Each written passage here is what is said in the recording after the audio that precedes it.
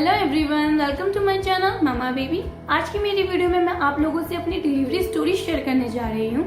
साथ ही through out 9 month मेरी pregnancy कैसी रही उसके बारे में भी डिटेल में बताऊंगी। क्या डिफिकल्टीज हुई, क्या क्या टेस्ट हुए, कैसा रहा मेरा मूड, सब शेयर करूंगी। होपफुली ये वीडियो उन लोगों के लिए काफी हेल्पफुल रहेगी जो लोग बेबी को डिलीवर करने वाले हैं या जिनकी डिलीवरी डेट काफी नजदीक है। ये वीडियो मेरे लिए तो बहुत इंटरेस्टिंग है क्योंकि इसमें मेरी बहुत सी मेमोरीज रिवाइंड होने वाली हैं। तो बिना देर के जल्दी से शुरू करते हैं।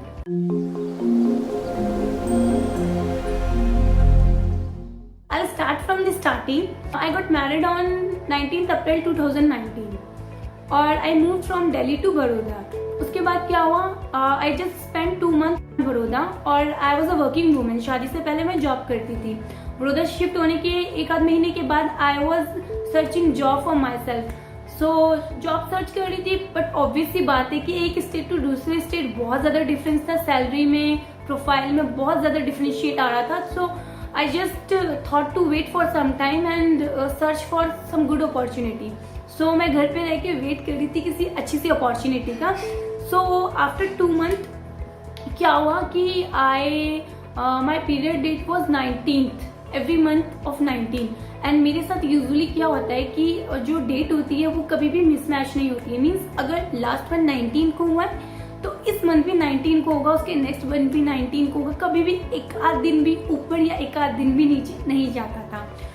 तो क्या हुआ, I remember that was 19th of July and I missed my period and I was in a thought कि might be I am pregnant. So उसके बाद because I was not sure enough, so I just wait for another 1 week. क्योंकि कहते हैं ना कि marriage के बाद there is a lots of changes in your body. तो हो सकता है कि वो मिस हो गया हो या आगे चला गया हो, कुछ हार्मोनल चेंजेस हुए हो। So I just need to wait for at least 1 week. So I waited till that time और उसके बाद भी नहीं हुआ। तो I just spoke to my husband and I said कि this is the problem and I just need to check whether I am pregnant or not. So we both only know about one test at home, that was the Preganews pregnancy test. तो morning में we had word about it and evening में he brought that kit for me and हमने पूरी instruction पढ़ी। Kit में clearly mention था कि जो भी first urine at the morning होता है वो आपको उस टेस्टर में डालना होता है। उसके बाद रिजल्ट विल कम लाइक अगर 1 लाइन है तो इट विल बी नेगेटिव और अगर 2 लाइन है तो it will be positive. We wished for the good कि कुछ भी अच्छा ही होगा जो भी होगा। सो मॉर्निंग में मैंने सेम फॉलो किया जो भी उसमें इंस्ट्रक्शन मेंशन थी एंड आई फाउंड कि 2 लाइन आ गई। So that means result is positive and I was so excited that we didn't did anything, we didn't plan. क्योंकि 2 महीने में तो कोई प्लान भी नहीं करता है शादी के बाद कि हम कर लेंगे या ऐसा कुछ होगा। So with in 2 months of marriage I got pregnant and that was a happy news for both of us. So I just informed immediately to my husband. After that my mother and mother-in-law, they were also very happy that she got pregnant, but it was not a confirm क्योंकि already Preganews की instruction में mention था कि आप इसे घर पे try करने के बाद एक बार किसी भी गायनेकोलॉजिस्ट को जरूर कंसल्ट कीजिएगा for a short tip. So we are waiting for that. So क्या हुआ कि my husband has one lady doctor, general doctor, जिसके पास वो हर विजिट के लिए जाते थे। आई मीन छोटा भी कोई प्रॉब्लम हो रहा है तो जनरल चेकअप के लिए मोस्टली उसी डॉक्टर के पास जाते थे। So after 1-2 days my husband caught fever and cold, so he went to that doctor. I also went with him. So when we went to that doctor, I have the screenshot of that Preganews test. I showed that test to the doctor and said, ma'am, I'm in a confusion that result is positive but I'm not sure enough that I'm pregnant or not because I don't found any symptom on my body. उल्टी नहीं आ रही है जो mostly ladies में होता है, body में कुछ चेंजेस फील नहीं हो रहे हैं या फिर कुछ अलग सा फील नहीं हो रहा है, मन खराब, अभी कुछ भी फील नहीं हो रहा है और जस्ट 1 week हैज पास्ड जब मेरे पीरियड्स नहीं आए। तो मे बी हार्मोनल चेंजेस, तो maybe I got pregnant. We are very happy but I want the surety on it. सो उन्होंने मेरे को समझाया कि I am not the right person to do this, but you can do one thing, I can suggest to a doctor, you can go to that doctor and she is a gynaecologist, आप उससे consult कर सकते हैं। और भी बहुत अच्छे doctors available हैं। अगर आपको कोई और अच्छा लगता है आप उसके पास जाइए, but at least you have to wait for another 10 to 15 days, क्योंकि जब भी आपका पीरियड का साइकिल मिस होता है तो आपको प्रेगनेंसी कंफर्म करने के लिए कम से कम 15 to 20 डेज का वेट करना होता है। क्योंकि कई बार क्या होता है, हार्मोनल चेंजेस की वजह से वो साइकिल आगे चला जाता है, या फिर अगर आपका बेबी आपने कंसीव भी कर लिया उससे कंफर्म होने में 10-15 दिन लग जाते हैं, इसलिए you have to wait for till that time. So I said okay, I will wait for that time. और उन्होंने एक डॉक्टर सजेस्ट किया था, जो उन्होंने डॉक्टर सजेस्ट किया था वो काफ़ी दूर था हमारे घर से, तो हम लोग वहाँ जा नहीं पाए। और because I was new at Baroda, और मेरे जो इन लॉज हैं उन लोगों ने, वो लोग भी देहरादून से बड़ौदा शिफ्ट हुए थे, उन लोगों को भी इतना आइडिया नहीं था कि वहाँ पे कोई अच्छा डॉक्टर है या नहीं। So we were in a confusion कि किस डॉक्टर से कंसल्ट करें, कि because we want the best doctor for my self, because बहुत बड़ी बात थी। So I want to go in the right hand. तो बहुत सर्च हुई इसके लिए। मेरी मदर इन लॉ फाइनली एक डॉक्टर लेके आई, एक सजेशन मिला एक डॉक्टर का। हम 10-15 दिन बाद उस डॉक्टर के पास गए, हमने उस डॉक्टर से चेक किया कि ऐसा है। She did the internal checkup, उसके बाद she gave us the screen signal, yes you are pregnant, and we were very happy that time. फिर उसके बाद उन्होंने मेडिसिन लिख के दी, क्योंकि क्या हो गया था कि इनिशियल स्टेज पे कुछ मेडिसिन चलती हैं, शायद आयरन, कैल्शियम, और भी बहुत सारी मेडिसिन लिख दी। क्योंकि मुझे उस टाइम तक इनिशियली 1 वीक तक तो नहीं, पर 10-15 दिन तक आते आते मुझे वॉमिटिंग, शॉमिटिंग और कुछ खाने का मन नहीं करता, वो सब इशू स्टार्ट हो गए थे। तो उस डॉक्टर ने बहुत सारी मेडिसिन लिख के दे दी थी, जो कि आउट ऑफ हर माइंड थी, क्योंकि इतनी सारी मेडिसिन लेना वो भी प्रेगनेंसी में इज़ नॉट गुड। इतना तो मैंने भी पढ़ रखा था ऑलरेडी। सो हस्बैंड को कंसल्ट किया, हस्बैंड ने कहा कि कोई ज़रूरत नहीं थी मेडिसिन लाने की, आई डोंट थिंक तो she is the right doctor, आप एक काम करो 1 वीक की मेडिसिन ले लो। क्योंकि उसके बाद मुझे अपने मायके जाना था अपनी मम्मी से मिलने। क्योंकि गुड न्यूज़ आई थी, ऑब्वियसली मुझे मायके मम्मी से मिलने जाना था। मम्मी रहती थी दिल्ली, मैं थी बड़ौदा में। तो इतनी गुड न्यूज़ होने के बाद, शादी के 2 महीने बाद ही, और मैं ऑब्वियसली हमेशा अपने घर में बहुत ज़्यादा मोस्ट प्यारी, मोस्ट लाडली लड़की रही हूँ। भाई के बड़ा भाई है, उसके बाद मैं ही हूँ, तो मेरे कोई सिबलिंग्स भी इतने ज़्यादा नहीं है, तो मैं बहुत ज़्यादा लाडली रही हूँ। और इतनी दूर गई थी तो मम्मा पापा भी ऑलरेडी कंसर्न थे कि इतनी दूर चले गई है, प्रेग्नेंट हुई है, तो मिलने आए। तो उन्होंने मुझे बुलाया, मुझे 1 वीक बाद उनसे मिलने जाना था। हमारे टचवुड मेरी मम्मा की जो नॉलेज है इन सब चीज़ों में बहुत अच्छी है। मैं स्टार्टिंग से, शादी से पहले से ही, वो जो भी मुझे इन चीज़ों के बारे में नॉलेज देती है मैं उसे लेती आई हूँ, क्योंकि मुझे उनकी सारी बातें जो भी वो बोलती हैं वो अपने टाइम की बातें और इस टाइम की बातें दोनों को मिला के एक ऐसी बात बोलती है जो कि बंदे को समझ में आए, जो कि फैक्ट पे, बेस्ड ऑन फैक्ट हो, जो कि लगे कि हाँ ये ठीक बोल रही है, जायज़ बात बोल रही है, तो वैसी बात बोलती थी। तो मैंने अपने हस्बैंड को बोला ठीक है। वैसे मेरी मदर इन लॉ भी मेडिसिन को सपोर्ट नहीं कर रही थी कि इतनी सारी डॉक्टर ने मेडिसिन दी थी, प्रेगनेंसी में इतनी नहीं होती है, कैल्शियम आयरन चलती है बट इतनी नहीं होती। तो मैंने कहा ठीक है, ओके। मैंने 1 वीक की मेडिसिन ली और मैं अपने मायके आ गई।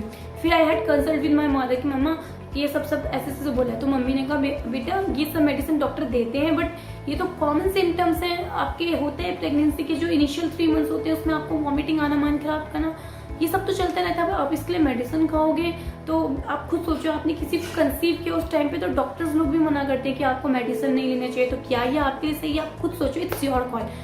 सोचा, मेरे हस्बैंड ने सोचा, मैंने सोचा, अभी फाइनली डिसाइड की नहीं ये सही नहीं है। तो जब हम बड़ौदा वापस जाएंगे, जो कि हमें जाना था आफ्टर 5 डेज, हम जाएंगे तो हम लोग वहाँ पे दूसरा डॉक्टर कंसल्ट कर देंगे। तो हम यहीं से दिल्ली से ही ऑनलाइन चेक करने लगे थे कि कौन सा डॉक्टर अच्छा है, किसको 4 स्टार है, किसको 5 स्टार है। फिर हमने इनके 1-2 फ्रेंड्स थे जिनकी डिलीवरीज हुई थी 1 ईयर 2 ईयर पहले, उन लोगों को कंसल्ट किया। उन लोगों ने भी हमें 1-2 डॉक्टर्स के सजेशन दिए जो कि हमारे घर से ज़्यादा दूर नहीं थे, थोड़ी दूरी पे थे, लाइक 2 किलोमीटर, 3 किलोमीटर, 4 किलोमीटर। तो हमारे लिए ईजी था वहाँ पे जाके कंसल्ट करना।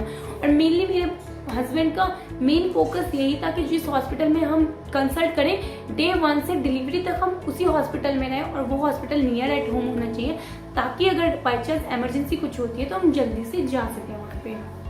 आई रिमेम्बर हमने 2-3 हॉस्पिटल गए, पर मुझे वो समझ नहीं आए। एट द एंड हम एक हॉस्पिटल गए, वो हॉस्पिटल हमारे घर से हार्डली 2 किलोमीटर की दूरी पे था।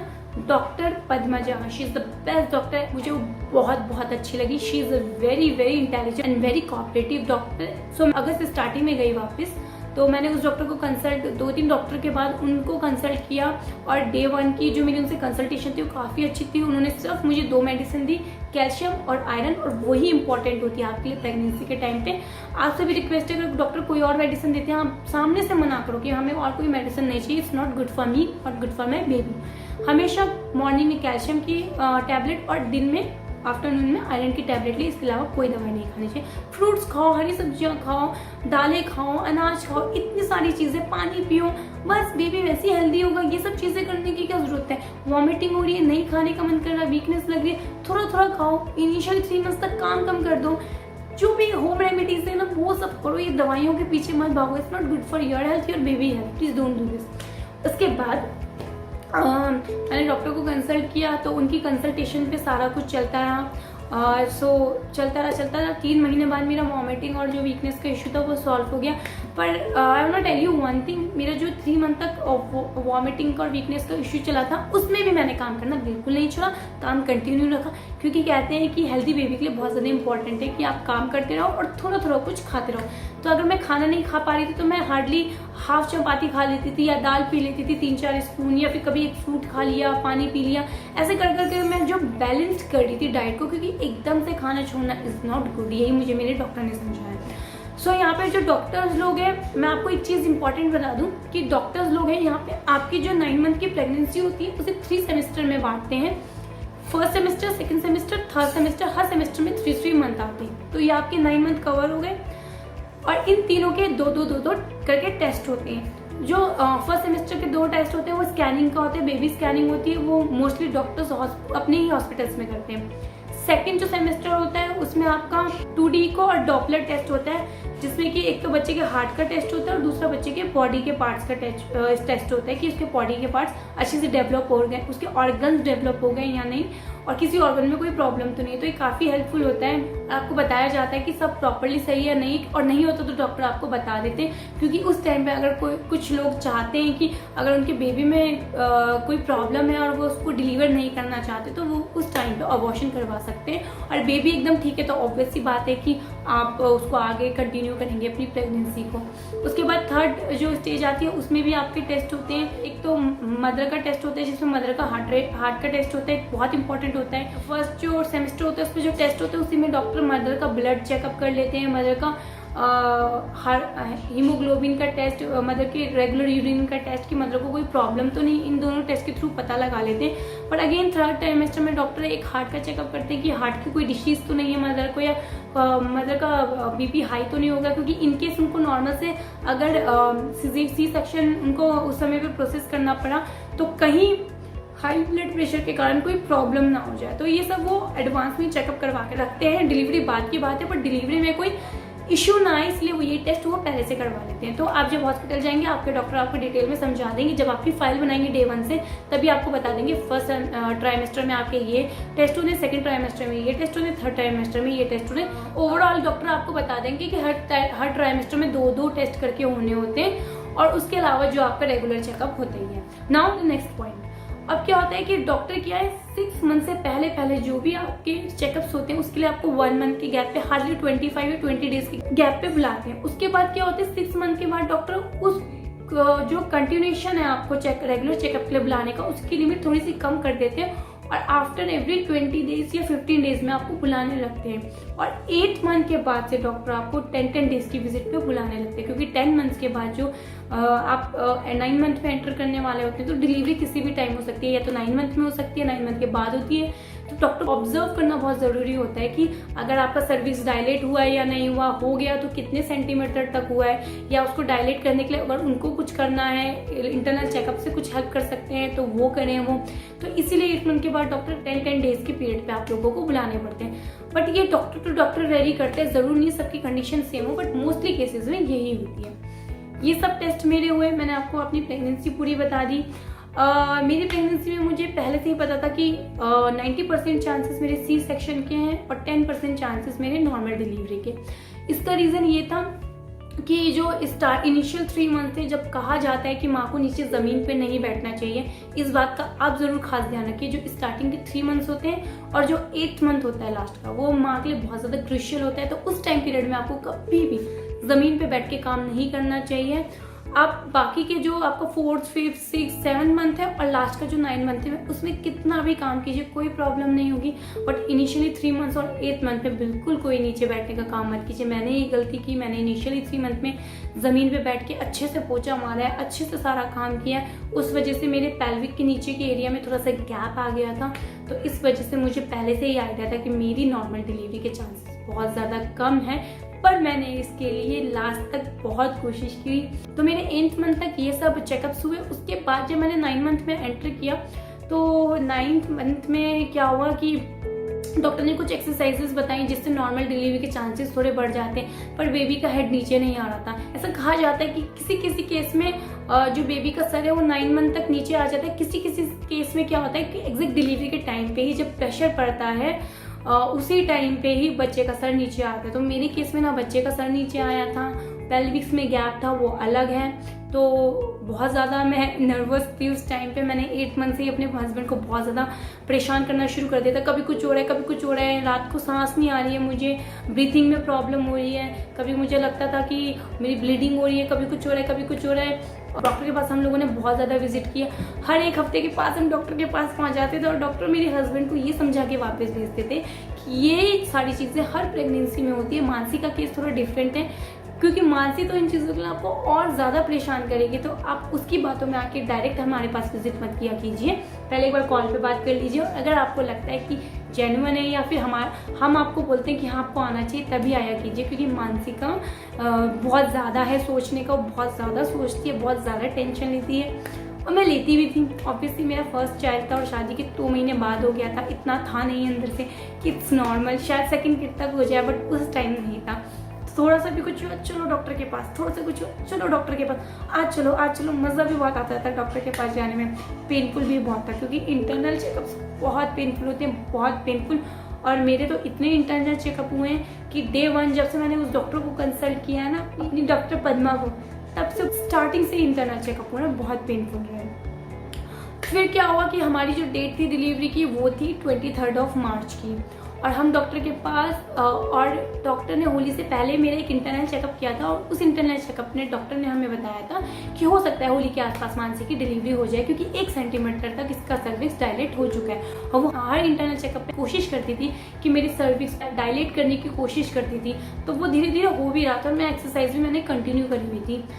हमने वेट किया, होली आ गई, होली के बाद चेकअप के लिए गए, नहीं हुआ कुछ, बोला 2 सेंटीमीटर तक ही डायलेट हुआ है, कम से कम 5-6 सेंटीमीटर तक डायलेट हो तो हम आगे इसको यहाँ पे एडमिट करें या आगे का कुछ प्रोसेस करें, क्योंकि 10 सेंटीमीटर तक डायलेट होने पे ही एक बेबी की डिलीवरी हो सकती है।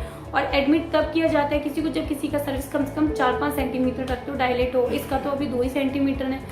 अब वो भी एक टेंशन थी कि डॉक्टर ने कहा है नहीं हुआ, फिर वापस आए। फिर 23 को जैसे कि मैंने बताया मैंने डिलीवरी की डेट डॉक्टर ने ऑलरेडी दी हुई थी। 19 को हम लोग अपने फाइनल चेकअप के लिए गए क्योंकि उसके बाद डायरेक्ट डिलीवरी होनी थी। 19 के बाद हम लोगों के पास हार्डली 3-4 दिन बचे थे मेरी डिलीवरी के लिए। 23 मेरी डिलीवरी डेट थी, तो डॉक्टर ने चेकअप किया और ट्राई किया इंटरनल चेकअप से मेरी सर्विस को डायलेट करने का, बट वो 2 सेंटीमीटर तक ही रहा।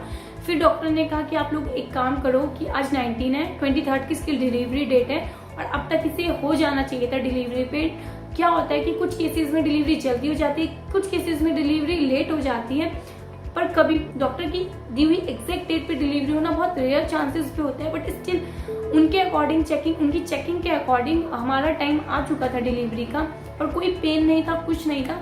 तो उन्होंने हमें समझाया कि 21 को आप मानसी को एडमिट कर लो, अगर तब तक मानसी को पेन हो जाता है तो वेल एंड गुड, अगर नहीं होता तो हम लोग इसको आर्टिफिशियल पेन देने का ट्राई करेंगे और हमारी पूरी कोशिश रहेगी नॉर्मल डिलीवरी की। And I got so nervous. I just had word with her for 10 to 15 minutes कि मैम प्लीज़ नॉर्मल हो पाएगी, आई ट्राई एवरीथिंग। उन्होंने कहा Mansi you are doing good, I checked it. उन्होंने मुझे बहुत ज़्यादा ये मोटिवेट कर दिया था कि अगर आपको नॉर्मल डिलीवरी चाहिए तो इंटरनल चेकअप के लिए आपको यूज टू होना पड़ेगा। तो मैं उनकी बात मान रही थी। फिर उन्होंने मुझे बोला मानसी नॉर्मल डिलीवरी पहले भी होती थी, पुराने टाइम पे भी होती थी, अभी भी कोई टफ नहीं है नॉर्मल डिलीवरी करना, आपको बस होप नहीं छोड़नी है और आप यहाँ एडमिट हो जाना और अपना बेबी बैग वैग सब पैक करके लेके आ जाना, बिस्किट चाय लेके आ जाना, ब्रेकफास्ट करके मत आना, क्योंकि आर्टिफिशियल पेन से पहले कहते हैं कि हैवी ब्रेकफास्ट नहीं होना चाहिए। तो मैं आपको चेक करके बताऊंगी। तो we were okay. Baby pack तो मैंने 1 महीने पहले ही पैक करके रखे थे कि मेरा बेबी अब होगा अब होगा, तो कोई टेंशन नहीं थी। बैग्स वैग्स मेरे सारे पैक थे, बेबी का मेरा सब बैग पैक थे। फिर 20th को क्या हुआ, हम लोगों ने ब्रेकफास्ट किया था 9 o'clock ब्रेकफास्ट करके मैं अपने रूम में आई।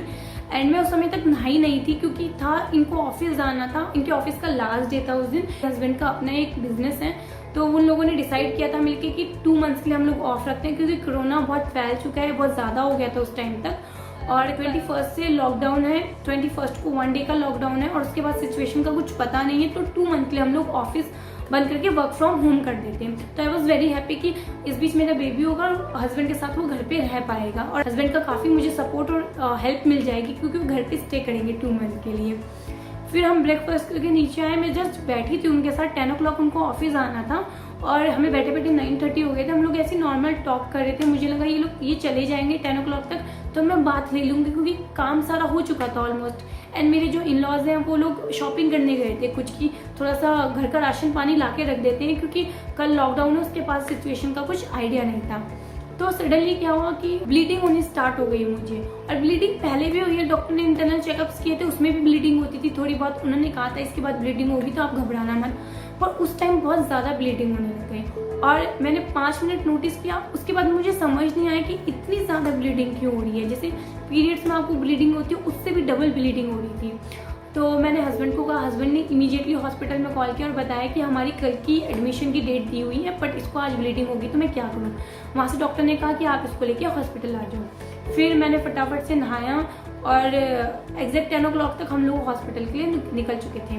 डॉक्टर ने मेरा इंटरनल चेकअप किया, उसने कहा ब्लीडिंग हैवी हो रही है और अभी भी जो सर्विक्स है वो सिर्फ 2 सेंटीमीटर तक ही डायलेट है, तो डिलीवरी तो अभी हो नहीं रहा। कॉन्ट्रैक्शन मानसिक हो रहे हैं बट बहुत माइल्ड कॉन्ट्रैक्शन, तो इसमें डिलीवरी नहीं हो सकती, आप इसको एडमिट कर दो। हम इसे आर्टिफिशियल पेन देने का ट्राई करते हैं और कोशिश करते हैं कि डिलीवरी हो जाए। 4 o'clock तक का उन्होंने हमें टाइम दिया था कि आज शाम 4 बजे तक इसकी डिलीवरी हो जाएगी। Hope for the good, hope for the normal delivery. हम सी सेक्शन को बहुत रेयर केसेस में प्रोसेस करते हैं, तो हम ट्राई करेंगे कि नॉर्मल डिलीवरी हो। I just cried that time and she asked me why are you crying? I said ma'am I thought कि डिलीवरी पेन होगा या फिर वाटर पैक फटेगा, जैसे मैंने सुना था लोगों से, सबके केसेस अलग अलग होते हैं, या फिर कुछ और होना स्टार्ट होगा और ये तो ब्लीडिंग हो गई और आप कह रहे हो कि होप फॉर द गुड, क्या सी सेक्शन प्रोसेस करना पड़ेगा। आइडिया है मुझे कि सी सेक्शन मेरा होने के चांसेस हैं but I don't want to go for the C section. तो उन्होंने मुझे फिर समझाया, फिर से एक कंसल्टेशन थी 10 मिनट की। मानसी डू नॉट वरी, हम ट्राई करेंगे नॉर्मल का, you just pray to the God कि नॉर्मल ही हो, बस आप काम हो, माइंड में पॉजिटिविटी लाओ कि नॉर्मल डिलीवरी होगी, हो जाएगी। बट कहते हैं ना कि आप कितनी पॉजिटिविटी ला लो, आप कितना गॉड को प्रे कर लो, जो लिखा है वही होगा। नॉर्मल है तो नॉर्मल होगी, सी सेक्शन होना है तो सी सेक्शन होगी। किसी से घबराओ मत, क्योंकि एक माँ एक बच्चे को जन्म देने जा रही है तो उसे उस बच्चे को दुनिया में लाना है, उस बच्चे को बाहर लाना है, चाहे नॉर्मल से हो चाहे सी सेक्शन से हो। दोनों माँ के लिए टफ होते हैं, 19-20 का फर्क होता है। नॉर्मल थोड़ी कम होती है पेनफुल, सी सेक्शन के बाद थोड़ा ज़्यादा पेनफुल होता है, पर दोनों कंडीशन में माँ का जो प्यार होता है और माँ का जो दर्द होता है वो सेम होता है, कोई फर्क नहीं पड़ता। फिर मुझे रूम में शिफ्ट किया गया, हम लोगों ने एक रूम लिया, मेरे वीन्स में एक इंजेक्शन इंजेक्ट किया गया क्योंकि उन लोगों को मुझे ग्लूकोज चलाना था और उस ग्लूकोज में उन लोगों को एक मेडिकेशन दे, जो भी आर्टिफिशियल उनका मेडिकेशन था, उस ग्लूकोज के थ्रू उन्हें वो दवाइयाँ मेरी बॉडी में डालनी थी। जो वीन्स में इंजेक्शन था वो इतना पेनफुल नहीं था, ना ग्लूकोज पेनफुल था। 11 बजे से मेरा ट्रीटमेंट स्टार्ट हो गया था और टिल 2 o'clock तक वो चलता रहा। वो अलग अलग दवाइयाँ उसमें डाल रहे थे और मैं आराम से लेटी हुई थी। यहाँ पे एक चीज़ बहुत खराब थी, उन्होंने मुझसे पूछा आपने ब्रेकफास्ट किया? मैंने कहा हाँ मैंने 9 o'clock ब्रेकफास्ट कर लिया। उसके बाद उन्होंने पूरा दिन मुझे कुछ भी खाने के लिए मना कर दिया, मैंने पानी पीने के लिए भी मना कर दिया। और यू नो व्हाट, मुझे प्रेगनेंसी में बहुत ज़्यादा भूख लगती थी और मुझे बार बार भूख लगती थी। मैं उनसे मांग रही थी मुझे कुछ तो खाने को दे दो, बिस्किट दे दो, मुझे चिप्स दे दो, मुझे फ्रूटी पीने दो। उन्होंने क्लियरली मना कर दिया, आप कुछ भी नहीं पी सकते हो, आपको आर्टिफिशियल पेन के लिए मेडिकेशन दिया जा रहा है, तो इसमें वॉमिटिंग होने के हाई चांसेस होते हैं, इसमें रिस्क होते हैं। अगर आप कुछ खाओगे तो उससे प्रॉब्लम हो जाएगी और जो भी मेडिकेशन दे रहे हैं उनमें कोई रिएक्शन हो जाएगा, तो हम आपको कुछ भी खाने की सलाह नहीं दे सकते। और उस बीच में बार बार मेरे इंटरनल चेकअप भी हो रहे थे 1-1 घंटे के डिस्टेंस में। तो वो इंटरनल चेकअप भी काफ़ी पेनफुल थे, बहुत इंटरनल चेकअप, बहुत आप लगाओ डिलीवरी से भी ज़्यादा पेनफुल होते हैं वो इंटरनल चेकअप। फिर इंटरनल चेकअप हुए, फिर टाइम आ गया, डॉक्टर बार बार चेक करती रही। एग्जैक्ट 3 o'clock उन्होंने बोला कि 4 बजे तक हम 4 बजे तक ये कंफर्म हो जाएगा। इसके जो कॉन्ट्रैक्शन है अगर वो बढ़ जाते हैं, अच्छे से उड़ जाते हैं और सर्विक्स 10 सेंटीमीटर या 8 सेंटीमीटर तक डायलेट हो जाता है तो हम इसकी नॉर्मल डिलीवरी प्रोसेस कर देंगे, अदरवाइज 4 o'clock हम इसका सी सेक्शन प्रोसेस कर देंगे। ये डिसाइड हो चुका था। मेरी मदर इन लॉ हॉस्पिटल आ चुकी थी 3 o'clock। मैंने उनसे बहुत रिक्वेस्ट की आप घर जाओ, शाम के खाने की तैयारी करो, क्योंकि वो और मैं 2 ही बंदे थे घर में और कोई नहीं था उस टाइम पे हमारे साथ में। तो बहुत मुश्किल हो जाता है कि वो अकेली खाने की प्रिपरेशन करें शाम के लिए। मेरे फादर इन लॉ थे, मेरे हस्बैंड थे, फिर मदर इन लॉ को रात में हॉस्पिटल भी स्टे करना था, उनके लिए काफ़ी डिफिकल्ट हो जाता। मैंने बोला आप जाओ, रेस्ट करो, शाम के खाने की तैयारी करो, बट नहीं, उनको ये था कि इसका 4 o'clock तक कुछ ना कुछ हो जाएगा, तो मैं 1 घंटे क्या घर जाऊँ, मैं यहीं स्टे करती हूँ। जबकि मेरा घर मेरे हॉस्पिटल से हार्डली 2 किलोमीटर भी दूर नहीं था और 10 मिनट भी नहीं लगते घर पहुंचने में, पर वो घर नहीं गई। उसके बाद एक और मेडिसिन मुझे दी गई थी जो पेट से जितना गंदगी वो निकल जाए, क्योंकि डिलीवरी से पहले नॉर्मल डिलीवरी में सी सेक्शन वो लोग ये करते हैं। उसके बाद मुझे 3:30 फाइनल इंटरनल चेकअप के लिए बुलाया गया और उस चेकअप के बाद 4 o'clock से मेरे कॉन्ट्रैक्शन उठने स्टार्ट हो गए और इतने गंदे कॉन्ट्रैक्शन उठ रहे थे, सीरियसली ऐसा लग रहा था कि मैं जीने वाली हूँ या मरने वाली हूँ। एकदम वो कंट्रैक्शन आता 2-2 मिनट के गैप में और इतना जोर से आता और फिर चला जाता, फिर आता फिर चला जाता, मेरे मुंह से एक आवाज़ तक नहीं आ रही थी। तो मुझे कॉन्ट्रैक्शन जब उठ गया, नर्स चेक करके गई और फिर डॉक्टर ने मुझे लास्ट इंटरनल चेकअप के लिए बुलाया, क्योंकि कॉन्ट्रैक्शन बहुत ज़्यादा बढ़ गए थे, सर्विक्स की लेंथ खुल नहीं रही थी। तो क्या प्रोसेस करें इसके लिए वो लोग, तो आगे क्या प्रोसेस करें इसके लिए लोग मुझे इंटरनल चेकअप के लिए लेके गए। तो जो मेरी डॉक्टर थी वो ऑलरेडी ओपीटी में थी, तो उनकी जो असिस्टेंट डॉक्टर थी वो मुझे चेक करने आई और चेक करने के बाद उन्होंने सीनियर डॉक्टर को कॉल किया। उसके बाद वो मेरे पास आई एंड उन्होंने मेरे पास आके बोला कि मानसी, बेबी ने अंदर पॉटी कर दिया है, सर्विक्स 10 सेंटीमीटर तक नहीं खुल पाया है, कॉन्ट्रैक्शन तो उठ गए हैं आर्टिफिशियल पेन से, पर बेबी की नॉर्मल डिलीवरी बहुत मुश्किल लग रही है, हम रिस्क नहीं ले सकते आपकी और बेबी की हेल्थ के साथ, तो हमें सी सेक्शन परफॉर्म करना पड़ेगा। I am really sorry. और वो सुनने के बाद ऐसा फील हुआ कि किसी ने आसमान से लाके ज़मीन में पटक दिया, कि इतना पेन सहा, 11 बजे से बैठी हूँ, इतना पेन सहा कि नॉर्मल डिलीवरी हो जाएगी, अब जाके सी सेक्शन परफॉर्म हो रहा है। फिर भी कहा चलो ठीक है करो, मुझसे आवाज़ नहीं आ रही, इतना दर्द हो रहा है, कॉन्ट्रैक्शन उठ रहे हैं। फिर मुझे सी सेक्शन के लिए ले जाया गया। यूरिन पास के लिए इक्विपमेंट ऑलरेडी इंजेक्ट कर दिया गया था, तो वो भी काफ़ी पेनफुल था। फिर लेके गया ऑपरेशन थिएटर में। एक अच्छा मोमेंट भी था, ग्रीन ड्रेस में एक मास्क के साथ मेरे हस्बैंड वहाँ आए मुझसे मिलने और मुझसे पहला क्वेश्चन पूछा, are you okay, don't worry, operation हो रहा है, आई एम विद यू। हालांकि ऑपरेशन थिएटर में अलाउड नहीं करते, वो बाहर मेरा वेट कर रहे थे, बट उनका इतना कहना मुझे मोटिवेट करने के लिए काफ़ी था। वो गए, उसके बाद एनेस्थीसिया देने के लिए बाहर से एक डॉक्टर को बुलाया गया। 10 मिनट बाद वो आए, तब तक कॉन्ट्रैक्शन काफ़ी ज़्यादा पेनफुल थे। एक नर्स ऑलरेडी मेरे पास खड़ी थी, वो मेरा बीपी, मेरी हार्ट पल्स चेक कर रही थी, बार बार ऑब्जर्व कर रही थी, और जब कॉन्ट्रैक्शन आ रहे थे तो मेरी पीठ को, बैक को अच्छे से रब कर रही थी कि काफ़ी पेनफुल ना हो। डॉक्टर भी बहुत अच्छी हैं मेरी, जो मेरी कंसल्टिंग डॉक्टर थी करी थी, मेरा केस देख रही थी डॉक्टर, काफ़ी अच्छी हैं डॉक्टर पद्मा। वो भी बार बार बोल रही थी, आई नो बेटा पेनफुल है, just wait for some more time. और फिर डॉक्टर आए, उन्होंने मुझे बिठाया और मेरे बैक में एनेस्थीसिया का इंजेक्शन दिया और बोला कि बिल्कुल हिलना मत, थोड़ा पेन होगा, हिलना मत। एंड यू वॉन्ट बिलीव, जब उन्होंने मुझे वो इंजेक्शन दे के निकाला, मुझे इतना सा भी फील नहीं हुआ। उन्होंने इंजेक्शन दिया और निकाला, मेरे कॉन्ट्रैक्शन इतने ज़्यादा थे कि मुझे वो पेन फील ही नहीं हुआ। एंड मेरी जो डॉक्टर, उन्होंने मुझसे एक क्वेश्चन पूछा इंजेक्शन देने के बाद, Mansi what you want, a baby boy और a baby girl. And because मैं हमेशा सच बोलती थी अपने डॉक्टर से, मेरे मुंह से निकला I want a baby boy because my husband want a baby boy. उनसे 10 साल छोटा उनका एक भाई है जिसके साथ उन्होंने काफ़ी टाइम स्पेंड किया। उनसे 10 साल छोटा एक उनका भाई है जो कि उनके लिए एज एन सन है, और अपनी स्टडी के लिए उसे देहरादून जाना पड़ा, जबकि मेरे हस्बैंड अपने पेरेंट्स के साथ बड़ौदा शिफ्ट हो गए थे। तो बहुत ज़्यादा डिफ़िकल्ट था उनके लिए उससे एक दूरी पे रहना।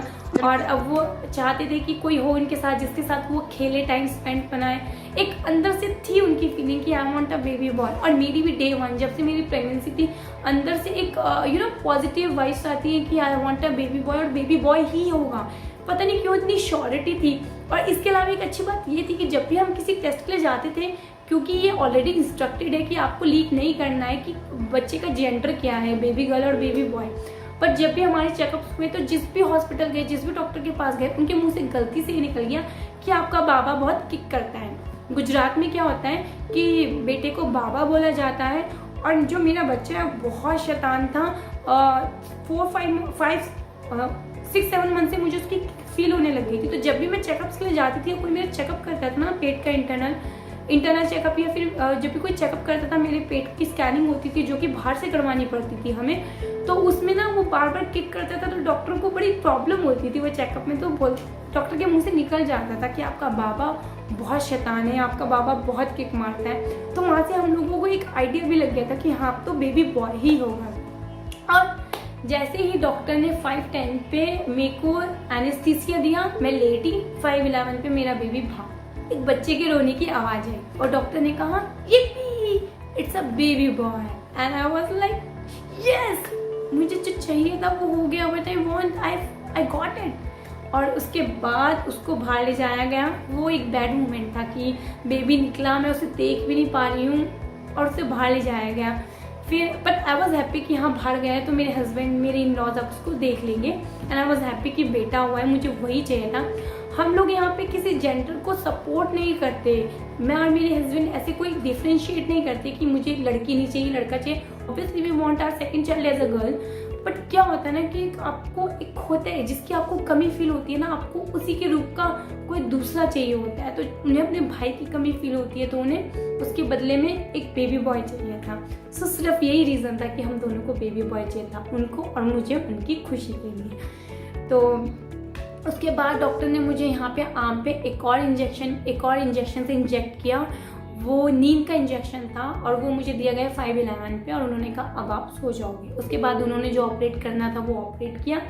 5:40 पे जब मैं उठी तो मेरा वो प्रोसेस पूरा हो चुका था। उन लोगों ने मुझे एक बेड से दूसरे बेड पे शिफ्ट किया। 4 जो बॉयज़ थे उनके हॉस्पिटल के, उन्होंने मुझे शिफ्ट किया। उसके बाद मेरे रूम की तरफ मुझे शिफ्ट किया गया। तो जब मुझे मेरे रूम की तरफ ले जाया जा रहा था, और वो जैसे मेरे ऑपरेशन थिएटर के बाहर का जो मेन रूम डोर था वो ओपन हुआ, तो वहाँ पे देखा मेरे हस्बैंड खड़े थे। And he asked me how are you, तो ठीक है। And I was so happy. उनका जो माइंड, उनके जो माथे की टेंशन और पसीना मुझे शो कर रहा था कि he was very tense, he was very worried कि ये बेचारे ऑपरेशन थिएटर में, जहाँ की मेरे इन लॉज ऑलरेडी बिजी थे बच्चे के साथ में। ऑब्वियसली उनको भी टेंशन थी, बट वो बच्चे के साथ थोड़ा बिजी थे, यहाँ बेबी हो गया। मेरे हस्बैंड को सिर्फ किसकी फिक्र थी, मेरी फिक्र थी। And that was so sweet कि he is so caring, he is so loving. मेरे लिए तो बहुत अच्छा मोमेंट था। फिर मेरे रूम में लाया गया, मेरी मदर इन लॉ आई और मुझे बोला कि Mansi you have a baby boy, Mansi लड़का हुआ है, बिल्कुल तेरी शक्ल पे गया है। तो एक अंदर से फीलिंग आई, वाह मेरी शक्ल पे गया है। फिर मुझे अपने रूम पे शिफ्ट किया गया और बेबी आया, उसको ब्रेस्ट फीड दिया। मदर इन लॉ शाम में रुकी, रात में रुकी मेरे साथ में। बेबी को हर 2-2 घंटे पे ब्रेस्ट फीड मिलता, बेबी को हर 2-2 घंटे में फार्मूला मिल्क मिलता था, और बीच बीच में मैं ब्रेस्ट फीड भी करवा रही थी। और मेरे को ट्रूली मेरे को बिल्कुल भी अपना पेन फील नहीं हो रहा था। बहुत दर्द था बट फील नहीं होता, क्योंकि बेबी एक ऐसी फीलिंग होती है ना अपना बच्चा की, उस समय कोई दर्द नहीं दिखता माँ को। तो जब रूम में शिफ्ट किया गया मुझे 5:45 पे, तब तक तो सब ठीक था, क्योंकि जो एनेस्थीसिया का इंजेक्शन था वो काम कर रहा था, शायद वो 4-5 घंटे तक काम करता है। उसके बाद रात के 8-9 बजे से मुझे थोड़ा थोड़ा पेन फील होने लग गया था नीचे की साइड में। मेरे जो टमी के नीचे का पूरा पोर्शन था वो थोड़ा पेनफुल लग रहा था मुझे। उसके बाद मॉर्निंग हुई, मॉर्निंग में 6 o'clock जब नर्स चेंज करने आई तो उसने मुझे उठ के बैठने को कहा, क्योंकि कहते हैं कि जब भी आपको सी सेक्शन दिया जाए उसके 6-7 घंटे के बाद आपको उठ के खड़ा होना चाहिए, चलना चाहिए, क्योंकि इससे क्या होता है कि उनको चेक करना होता है कि आपकी जो बॉडी प्रॉपरली वर्क कर रही है, आपकी बॉडी का ऑर्गन वर्क कर रहे हैं, आपके बॉडी का पूरा सिस्टम वर्क कर रहा है। अदरवाइज अगर कोई इश्यू हो रहा है, कोई भी इशू हो रहा है, तो डॉक्टर, आप हॉस्पिटलाइज हो, आप हॉस्पिटल में डॉक्टर आके चेक करते हैं, आपको डॉक्टर से कंसल्ट डॉक्टर आके चेक करते हैं कि कोई प्रॉब्लम तो नहीं हुई है। इस वजह से 6 से 8 घंटे में आपको ज़रूर चलाया जाता है अगर आपका सी सेक्शन हुआ है तो मुझे खड़ा किया गया। मैं खड़ी हुई, मुझे ऐसा लगा कि जो टमी के नीचे का हिस्सा है वो गया, उसको किसी ने बुरी तरह काट दिया। बहुत पेनफुल था, बड़ी मुश्किल से सहारा लेके खड़ी हुई। मुझे मेरी मदर इन लॉ नर्स 2 लोगों के सपोर्ट से खड़ी हो पाई। बैठी, ब्रेस्ट फीड कराया, चेंज वेंज किया थोड़ा बहुत। उसके बाद 10 o'clock डॉक्टर बोल के गए कि डॉक्टर भी एक बार इस बीच चेक करने आ चुकी थी। उन्होंने मुझे बोला, जबकि कर्फ्यू था उस दिन 21st को मेरा बेबी हुआ, 22nd को कर्फ्यू था। कोरोना के चक्कर में भारत बंद था। तो उस टाइम पे मेरी डॉक्टर एक राउंड मारने आई, चेकअप किया और बोला 10 o'clock आपको चलना है। अगर आप वॉक कर पाए तो आपका जो यूरिन का पाइप है हम लोग वो हटा देंगे। और वो मेरे लिए बहुत ज़्यादा ज़रूरी था यूरिन का पाइप हटाना, क्योंकि वो बहुत पेन कर रहा था मुझे, क्योंकि ऑलरेडी सी सेक्शन का दर्द था मेरे अंदर और ऊपर से उस यूरिन पाइप के दर्द को 2 दर्द झेलना बड़ा टफ हो रहा था मेरे लिए और बड़ा इरिटेटिंग भी था उस टाइम पे। तो मैंने कहा ओके। और एक तरफ बेबी रो रहा था, दूसरी तरफ हस्बैंड थे, क्योंकि घर में इतना थे नहीं लोग कि आके रुकते। मेरी मदर का भी दिल्ली से बड़ौदा आना काफ़ी टफ था, उनकी अपनी कुछ प्रॉब्लम्स थी। तो मदर इन लॉ ऑलरेडी रात में रुक के गई, अब दिन भर हस्बैंड को रुकना था। उन्होंने ब्रेकफास्ट नहीं किया। मुझे भी बहुत सारी चीज़ें टेंशन चल रही थी, क्योंकि एक तरफ एक माँ का फ़र्ज़, एक तरफ एक बीबी का फ़र्ज़। तो उस वजह से मैंने 10 o'clock हिम्मत करके वॉक करना स्टार्ट किया। मैंने वॉक फॉर 10 to 15 मिनट्स। उसके बाद नर्स ने वहाँ ऑब्जर्व किया कि she is walking by herself, तो उन्होंने मेरा जो यूरिन का पाइप था वो हटा दिया।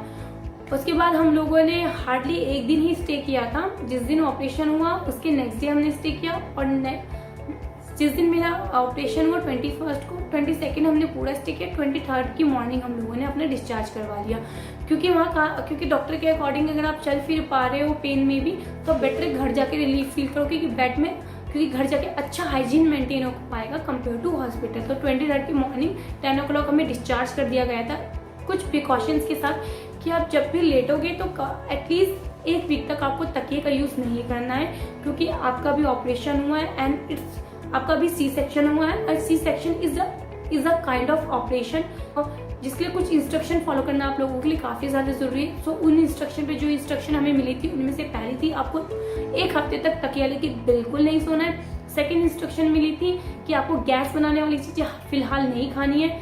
थर्ड मिली थी कि पानी ज़्यादा से ज़्यादा पीना है, क्योंकि कॉन्स्टिपेशन हो जाता है। इससे मुझे पानी से याद आया कि मुझे डिस्चार्ज इसी शर्त पे किया गया था कि आपको अपना फर्स्ट मोशन हॉस्पिटल में ही पास करके जाना है, क्योंकि फर्स्ट मोशन बहुत ज़्यादा डिफिकल्ट होता है सी सेक्शन के बाद पास करना। तो मेरा मोशन पास नहीं हो रहा था, मैं बहुत ज़्यादा टेंस थी। तो मॉर्निंग में 6 o'clock मुझे एक मेडिसिन दे दी गई थी। और एक और ख़ास बात का ध्यान रखने के लिए मुझे कहा गया था कि अभी क्योंकि सी सेक्शन हुआ है 1 से 1.5 महीने का बेड रेस्ट रहेगा, हैवी चीज़ लिफ्ट नहीं करनी है, बेबी का काम भी हल्का ही करना है, अपना नहाने का भी नहीं करना है जब तक स्टिचेस रिमूव नहीं हो जाती। स्टिचेस रिमूव करने के लिए मुझे 5 दिन बाद हॉस्पिटल बुलाया गया था। उसी के बाद आपको बाथ लेना है, उससे पहले आप ऐसी मतलब हल्का सा खुद को टॉवल से साफ कर लो, पर बाथ लेने की आपको ज़रूरत नहीं है। ये कुछ इंस्ट्रक्शन थी जो डॉक्टर ने मुझे दे के भेजी थी हॉस्पिटल से।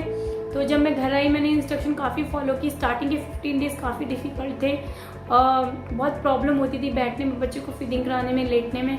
उसके बाद धीरे धीरे टाइम बीतता गया।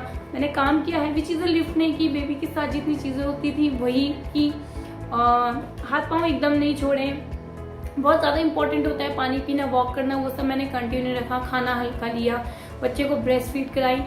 ओवरऑल मैंने सारी चीज़ें की। ऐसा कोई मैंने स्पेशली कोई चीज़ हो जो नहीं की हो या कोई ध्यान रखा हो। मिर्च मसाले कम खाएं, गैस वाली चीज़ें नहीं खाएं, जैसे राजमा की दालें हो गई या फिर गोभी हो गई या आलू हो गई।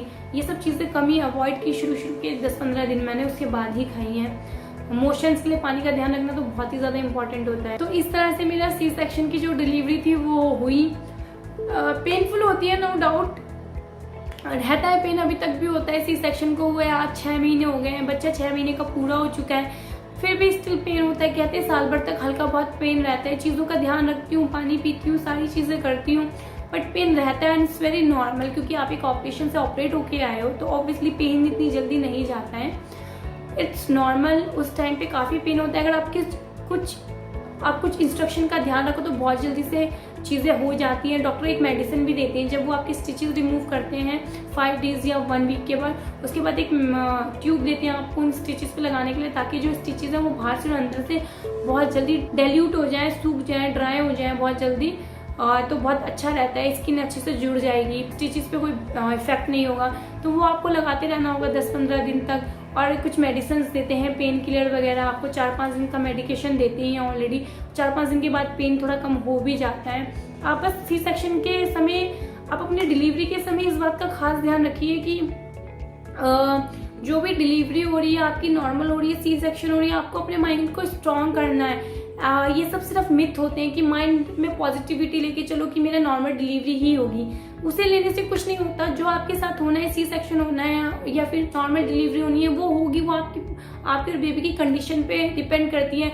कोई भी प्राइवेट हॉस्पिटल लूटने के लिए, पैसा कमाने के लिए सी सेक्शन नहीं करता है। उस समय पे कंडीशन ऐसी होती है कि डॉक्टर को सी सेक्शन परफॉर्म करना पड़ता है, क्योंकि पैसा किसी की जान से बढ़कर नहीं है। और किसी भी हॉस्पिटल को अपना नाम इस तरह से स्पॉइल करना ऑब्वियस सी बात है, अच्छा नहीं लगेगा।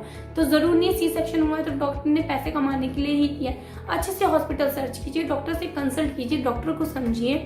आप डॉक्टर से इतनी बार विजिट करेंगे, मिलेंगे, तो आपको पता चल जाएगा आपका डॉक्टर कैसा है। मेरी डॉक्टर बहुत अच्छी थी, उन्होंने सी सेक्शन सिर्फ और सिर्फ कुछ ऐसी सिचुएशन हुई जो कि प्रॉब्लमेटिक थी बेबी के लिए, मेरे लिए, जान के लिए खतरा था, इसीलिए सी सेक्शन परफॉर्म किया। अदरवाइज वो शुरू से ही नॉर्मल डिलीवरी की तरफ ज्यादा जोर दे रही थी। तो डॉक्टर की भी सिचुएशन होती है सी सेक्शन करने के लिए, इसके लिए आपको डॉक्टर्स को इतना ज्यादा ब्लेम करने की, हॉस्पिटल्स को ब्लेम करने की जरूरत नहीं है।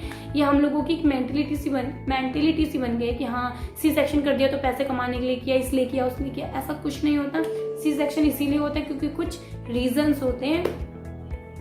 इसके अलावा आपकी सी सेक्शन और डिलीवरी हो, खुद को स्ट्रॉन्ग रखिए, अपने आप को प्रिपेयर करिए, अपने आप को प्रिपेयर कीजिए। दोनों में पेन होता है, दोनों में बॉडी को हीलिंग की जरूरत होती है। किसी में कम होता है, किसी में ज्यादा होता है, बट इतना कुछ मेजर नहीं होता है। मैं तो उससे गुजर के आई हूँ, उस ऑपरेशन से, सी सेक्शन से गुजर के आई हूँ।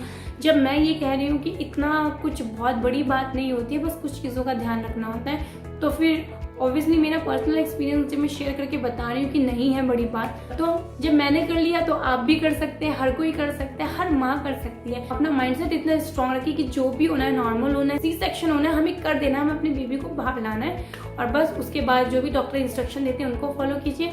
सब कुछ ईजी, सब कुछ आसान है। और अगर आप लोग ये जानना चाहते हैं कि सी सेक्शन के बाद हमें किन किन चीज़ों का ध्यान रखना चाहिए, क्या क्या वो चीज़ें जो हमें नहीं करनी चाहिए या करनी चाहिए, तो उसके लिए ऑलरेडी मैंने एक वीडियो बनाकर अपने चैनल पे अपलोड की हुई है कि सी सेक्शन के बाद किन जरूरी बातों का ध्यान रखना चाहिए जल्दी रिकवरी के लिए।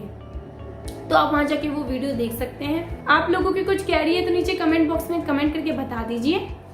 चैनल को लाइक, सब्सक्राइब, शेयर करना बिल्कुल मत भूलिए। Thank you.